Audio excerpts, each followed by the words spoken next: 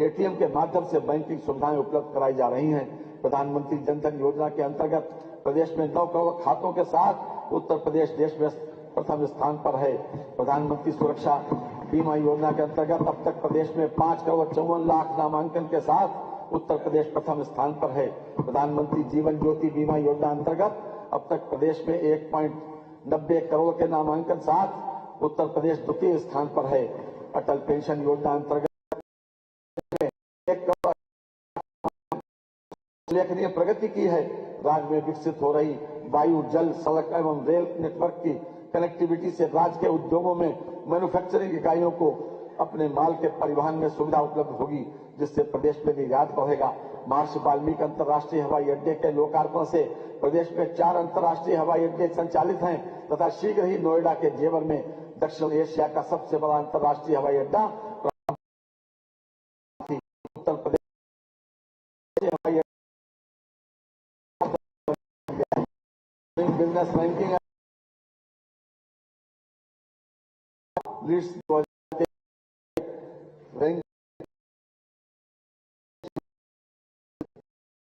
राज्य 27 प्रति हजार हो गई है। वर्ष 2017 की तुलना में वर्ष 2023 में AIS एक्यूट इंसेफ्लाइटिस सिंड्रोम रोगियों की संख्या में 76% तथा मृत्यु दर में 98% की कमी एवं जापानी इंसेफ्लाइटिस के रोगियों की संख्या में 85% तथा मृत्यु में 96% की कमी दर्ज की गई है। प्रदेश के सभी 75 जनपदों में निःशुल्क डायलिसिस की सुविधा उपलब्ध कराई जा रही है। सरकारी क्षेत्र के चिकित्सा संस्थानों में MBBS की सीटों की संख्या 1840 से बढ़कर 3828 हो गई है तथा निजी क्षेत्र के संस्थानों में सीटों की संख्या 2550 से बढ़कर 5250 हो गई है। इस प्रकार कुल 9078 सीटें उपलब्ध हो गई हैं। सरकारी क्षेत्र के चिकित्सा संस्थानों में PG सीटों की संख्या 741 से बढ़कर 1543 तथा निजी क्षेत्र के संस्थानों में सीटों की संख्या 480 से बढ़कर 1775 हो गई है। इस प्रकार PG की कुल 3318 सीटें उपलब्ध हो गई हैं। आयुष्मान भारत प्रधानमंत्री जन आरोग्य योजना के अंतर्गत 4 करोड़ 86 लाख से अधिक आयुष्मान कार्ड वितरित किए गए हैं। लाभार्थी परिवारों को प्रतिवर्ष 5 लाख रुपए तक की निःशुल्क चिकित्सा सुविधा सूचीबद्ध कर राजकीय एवं निजी चिकित्सालयों में माध्यम से प्रदान की जा रही है। मानवर वर्ष 2007 से 2017 तक की 10 वर्ष की अवधि में मुख्यमंत्री विवेका निधि कोष से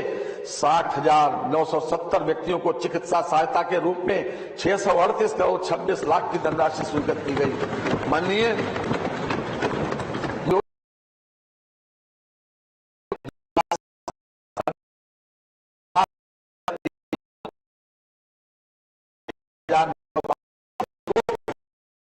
चिकित्सा सहायता हेतु 2765 करोड़ रुपए स्वीकृत किए जा चुके हैं, जो अपने आप में एक कीर्तिमान है।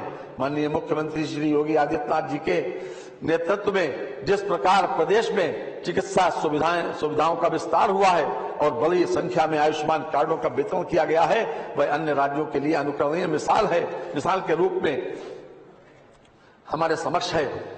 खास तौर से आम आदमी क्या सोचता है मान्यवर, इसको 4 लाइनों में व्यक्त किया गया है। जो आम आदमी की बात है, मुक्त हूं कर्तव्य की चिंताओं से, दर्द से दुख से मुझे आराम है, और हर किसी के वास्ते हर वस्तु है, ये हमारे ऐश्वर्य का पैगाम है। कानून व्यवस्था, सरकार प्रदेशवासियों को अपराध एवं भय मुक्त वातावरण देकर राम राज्य की संकल्पना को साकार करने में पूरी तरह सफल रही है। विविध त्योहारों एवं यूपी ग्लोबल इन्वेस्टर समिट 2023, आजादी का अमृत महोत्सव, G20 सम्मेलन, क्रिकेट विश्व कप 2023 जैसे बृहत आयोजनों को शांतिपूर्ण एवं सुरक्षित ढंग से संपन्न कराया गया। अयोध्या में भगवान श्री राम लला के प्राण प्रतिष्ठा समारोह में किए गए प्रबंधों की सराहना देश दुनिया में से आए अतिथियों ने की है। वर्ष 2016 के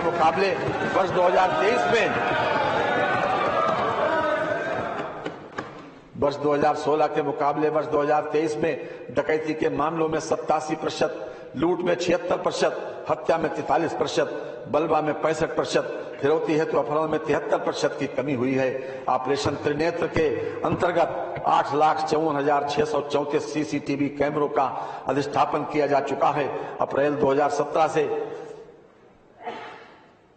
जनवरी 2024 तक पुलिस विभाग में विभिन्न पदों पर 1,55,830 भर्तियां तथा 1,41,866 पदोन्नतियां की गई हैं।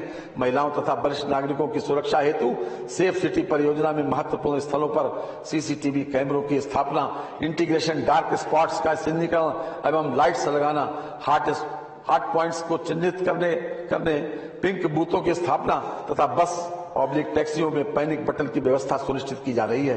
3 महिला पीएससी बटालियन जनपद लखनऊ, गोरखपुर एवं बदायूं में स्थापित है। जनपद बलरामपुर, जालौन, मिर्जापुर, शामली तथा बिजनौर में 5 अन्य पीएससी बटालियन स्थापित किए जाने की कार्रवाई की जा रही है। Uttar Pradesh special security force की 6 वाहिनियां गठित की गई हैं। महिलाओं की सुरक्षा एवं उनके सशक्तिकरण हेतु 1699 एंटी रोमियो स्क्वाड का गठन कर अनवरत अभियान चलाया जा रहा है। समस्त थानों में साइबर क्राइम सेल गठित किया गया है।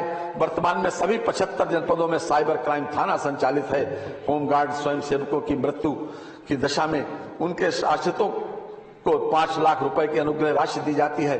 दुर्घटना बीमा योजना के अंतर्गत होमगार्ड्स का 30 लाख रुपए का बीमा सुविधा प्रदान की गई है। मान्यवर, अब मैं इस सम्मानित सदन के समक्ष प्रमुख विभागों की मुख्य योजनाओं का ब्यौरा प्रस्तुत करना चाहूंगा। राष्ट्रीय ग्रामीण स्वास्थ्य मिशन के अंतर्गत विभिन्न कार्यक्रमों के संचालन हेतु वित्तीय वर्ष 2024-25 में 7350 करोड़ रुपए की व्यवस्था प्रस्तावित है। प्रधानमंत्री Ayushman Bharat health infrastructure mission योजना के अंतर्गत प्रदेश में ग्रामीण एवं शहरी क्षेत्र में health wellness centre, care unit, integrated public health lab की स्थापना आदि कार्यों हेतु 952 करोड़ रुपए की व्यवस्था प्रस्तावित है। आयुष्मान भारत मुख्यमंत्री जन आरोग्य अभियान हेतु वित्तीय वर्ष 2024-25 में 300 करोड़ रुपए की व्यवस्था प्रस्तावित है। प्रधानमंत्री मातृ योजना हेतु वित्तीय वर्ष 24-25 में 322 करोड़ रुपए की बजट व्यवस्था प्रस्तावित है। पंडित दीनदयाल उपाध्याय राज्य कर्मचारी कैशलेस चिकित्सा योजना के अंतर्गत आबद्ध निजी चिकित्सालयों में कैशलेस उपचार की व्यवस्था की गई है, जिस पर कुल 150 करोड़ रुपए का व्यय भार अनुमानित है, जिसका पूर्ण वहन राज्य सरकार द्वारा किया जा रहा है। चिकित्सा शिक्षा, प्रदेश में 65 मेडिकल कॉलेज हैं, जिनमें 35 राज्य सरकार एवं 30 निजी क्षेत्र द्वारा संचालित हैं। वर्तमान में 45 जनपद मेडिकल कॉलेजों से आच्छादित किए जा चुके हैं व 14 जनपदों में केंद्र सरकार द्वारा वित्त पोषित मेडिकल कॉलेज निर्माणाधीन हैं। 16 असेवित जनपदों में निजी निवेश के माध्यम से मेडिकल कॉलेज स्थापित किया जाना प्रस्तावित है।